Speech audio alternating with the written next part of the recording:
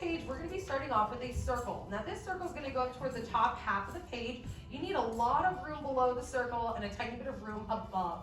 So make sure you have a ton of space around this. I would say on your page, you're taking up no more than like the top, like a third if you were to multiply these.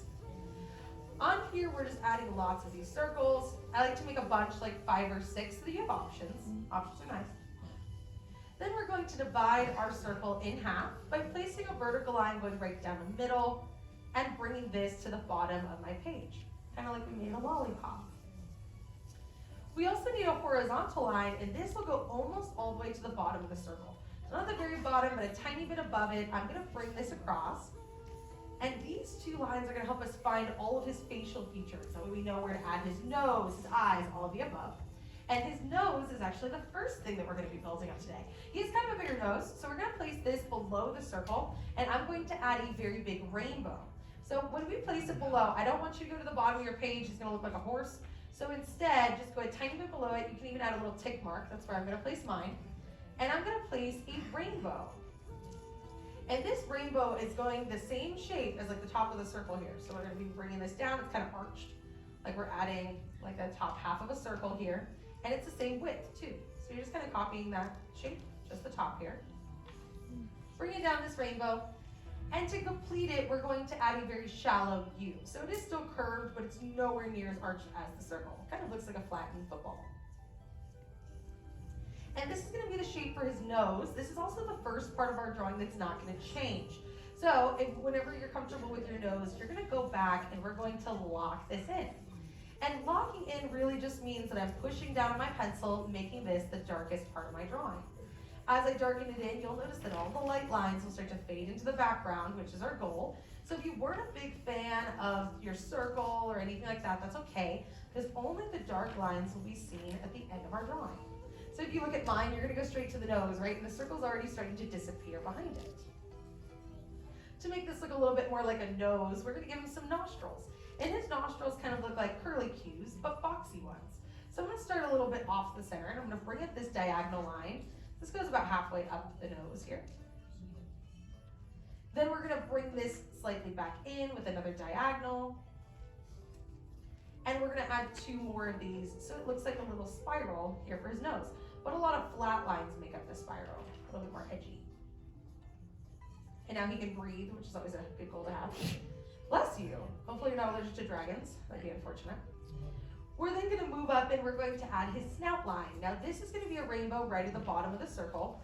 And this shows us that his nose is not flat up against his face, but instead comes out quite a bit, so that we can see that depth even when he's looking straight at us. Now at this point, we're going to go to the sides and we're going to start to slim in his face. Now his face is a lot skinnier right in the center, right where we have this gap between the circle and the nose. So I'm going to start at the circle, a little bit above that horizontal line. I'm going to add this big C curve. Now this C curve is going to dip in where we have that gap, and it's going to follow the circle outward. And we're going to stop when we get to the bottom of the circle. So it makes his head look a little bit more like an hourglass. We're then going to add a U that's going to go from that point. It's going to curve a little bit below the nose and back up to meet it. It's creating his head shape here. And before we lock this in, we need to give him some whiskers. And his whiskers are, you can draw them however you want. They can be going like straight off to the side like he's very alert. You can make them look all crimped. But I'm going to add this big S curve. It's going to start right next to the nose, and it's going to start like a big wave. So I add a U, or like I guess a rainbow, sorry, I should have heard. We're going to add a rainbow that goes to a U. So just adding this sideways F, S, big wave. And I'm going to do something very similar on the other side. They do not have to look the same. They do not have to be symmetrical. They are very fluid. They move around a lot throughout the film. So we're just going to thicken that out so that it comes to a point at the end. And then we can darken these in, and we can add a little bit of detail below this. Now this movie, they had a lot of fun creating it. In fact, when they were making this film, in order to make sure that they were really capturing the culture and the characters for this movie, they actually got to take a trip to China, and they got to do a big research trip. This is something they do for pretty much every Disney film because they want to make sure that everything is accurate.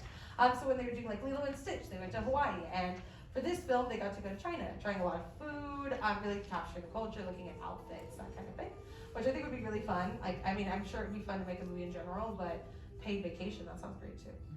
Just saying, I know they were working, but still, sounds like fun. Now that we do have these whiskers here, we're gonna go down and we're gonna give him some hair texture. He is covered in hair quite throughout most of his body. So we're going to add some hair texture right below the nose. So going throughout this view that we created, I'm gonna go below and I'm gonna add these shark fins or blades of grass. Now, a lot like his whiskers, you do not need to make this hair in a very specific way. It doesn't have to look perfect. It does not need to be symmetrical. And it doesn't have to look like mine. Hair is actually one of the hardest things to animate in both 2D and 3D. So feel free to make it your own and get a little bit more unique with it. I add like 3 or 4 shark fins on each side, and I do change them up a little bit to make them look more natural. Hair is very rarely symmetrical. It'll make him look a little stiff.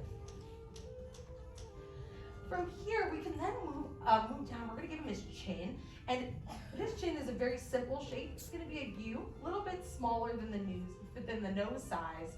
I'm just gonna bring this down to complete his smile here. We're only gonna lock in the parts of this U that are not covered up by the hair. And from there, we're pretty much done with the lower half of his face. We can start to move up and we're gonna build up his nice big smile. He's a very comedic character, right? It kind of comes with the voice actor, very comedic. Does anyone know who plays Mushu? Eddie Murphy, yeah, very big comedian, right? I love that he was chosen for this role because he was like my whole childhood. I don't know if he's like you guys. I know we don't own it, but I love Shrek, and he was in that one too. And he was very fun, and he brought a lot to this character. Now we're going to go above this like horizontal line that we created, and I'm going to build up some smile lines. These are going to go on the very top of this large C curve that we created, and it's going to be a crooked rainbow. So it's not going to be at a full horizontal. In fact, it's leaning in a lot on the inside of the head. That's going to leave us some room for his eyes. We don't want to take up too much space. I'm going to darken in these rainbows, and we can go back and we're going to darken in that C curve going all the way down to the whiskers. Anything that's going through the whiskers, we can leave nice and light. We also want to show that his cheeks are being pushed up into his eyes. So I'm going to add one more of these big crooked rainbows on the inside, very close to the smile. I'm just adding this going from the horizontal line up almost to the edge of the circle. Bless you, everyone's ready for dragons today. Now, from here, we're going to go and we're going to add his eyes. His eyes are very close together. This is one thing that makes him look very silly. This is very typical for like comedic relief characters. Their eyes will be like pressed up against each other. You can see this with Goofy, Pluto, really a lot of Disney characters. Olaf has them. But I'm going to go on top of this horizontal line and we're going to add some huge ovals. These ovals go from the line all the way to the top of the circle, and I'm actually going to cross the center line. So we're going to go over this a little bit. Still contained within the circle, you don't want to go outside of it. I'm going to add the same thing on the other side, so his eyes should actually be overlapping. It's going to look like we have a funky Venn diagram here for a second. And then we're going to darken in the eyes. I'm going to start, you start with either of them. I'm going to start with the left one here. I'm going to lock in this entire oval, and then the other eye, we'll just lock in whatever's not being covered up. Just kind of going through. Now this movie, they had a lot of fun making it. They definitely had some development because before they actually landed on making a Mulan movie, they were actually considering making a Scottish film about a dragon. And then they were considering making Mulan. Now they were only able to make one or the other at that time. They had to choose. They were having a hard time picking between the two. So eventually they just decided to add a dragon to Mulan, almost combining the two stories, and then developing that. Because this movie is actually based off of the ancient legend of Mulan, and they wanted to stay a lot true to the story. However, they added some things to make it more like a Disney film, and that's how we got Mushu. And they also changed his scale because in the Scottish version of this movie, he was going to be a large dragon, almost like Maleficent size. But for this one, there are a lot of Chinese legends that show that you can have any size of dragon, and they love the idea of him being like pocket-sized, like a little lizard, except for he doesn't do that tongue thing, like that kind of concept. And that's how we got the Mushu that we know and love today. Now on the inside, we're going to place his pupils, and his pupils, you can place whatever shape you want. In the film, we see the classic oval. Now, if emotionally you cannot hand another oval, that's okay. Change the shape. You can put flowers in there. You can put stars. You can go crazy with it. You can make them googly-eyed or something. But I'm going to place the classic oval. And I'm placing the entire shape. If you place them next to each other and you just had C curves, he's gonna look super cross-eyed, which maybe he would do for fun reasons, but to make him look a little less unhinged, I'm gonna add the entire thing so it looks like he's looking at us. Now, whatever shape you choose, you're gonna make this the darkest part of your drawing. Really pushing down on that pencil. The eyes are the most important feature for any character, so the darker that you make the pupils, the more noticeable they will be. And we always want it to be the first thing that the audience sees. So he's nice and light. We can also move up and give him his eyebrows. Now his eyebrows are how we see his expression. So if he's feeling a little angry, a little salty, something like that, we're gonna see it in the eyebrows first. And they actually follow the same shape as the top of the eye. He's gonna look like he has almost a unibrow because they're combined in the center. I'm gonna add this curvy V, kind of looks like a big bird flying away in the distance. And I'm gonna bring this down about halfway down the eye works. Just kind of adding this big curve here. The higher you make the eyebrows, the more surprised he's gonna look. So you can make it look like the Huns are popping out of the snow. That's one of my favorite quotes in the whole movie, and I quote it on a daily basis. He's like, they're popping out of the snow like daisies. And I think it's so funny. And I think of it a lot under random context, but it's so good. I'm now gonna move up, we're gonna give him his horns. He has 2 horns, and they're gonna start kind of straight. So we're gonna start about halfway through each eyebrow. I'm going to add a straight diagonal line, going outward. And then to make it a little bit more round, we're gonna curve this in. Now, sharp lines usually make a character look more scary, and we don't want him to be scary. We want to trust Mushu. So we give him a lot of like rounder features rather than sharp ones. So he has a few sharp lines, like let's say at the end of his whiskers, but as a whole, he's very rounded to build that trust with the audience. So his horns, we don't want to make them super jagged, or else he's gonna look more like a villain. From these horns, we're gonna move to the side of his head, and we need to give him some hair texture, a lot like what we did with like his mustache, I guess. We're gonna add some flare going off to the sides. Now this is going to start about halfway up this big C curve that we created in the beginning. I'm gonna go about halfway up that, and I'm going to add a curve that's gonna follow the same shape that we did for the smile. So it's gonna curve up and out, going slightly outside of it. And I'm gonna build up a rainbow that goes to the side from there. Kind of curving up and then down. That's going to create the bottom of his like sideburns, where the top is actually going to be at the bottom of the eyebrow. We're going to bring this slightly up. And to make this look more like hair, we're going to add a few sharp fins, more like blades of grass. I'm just adding about 3 of these will do the job. And again, feel free to go crazy with it, add it however you like. I'm going to do that on both sides. Now this film was actually created in the Florida studio. Now if you didn't know, we had a studio like in Florida for a few years. They weren't around too long, but they actually made 3 feature films. One of them was Mulan. Does anyone happen to know what the other 2 were? I'd be shocked if you did, because not many people know those.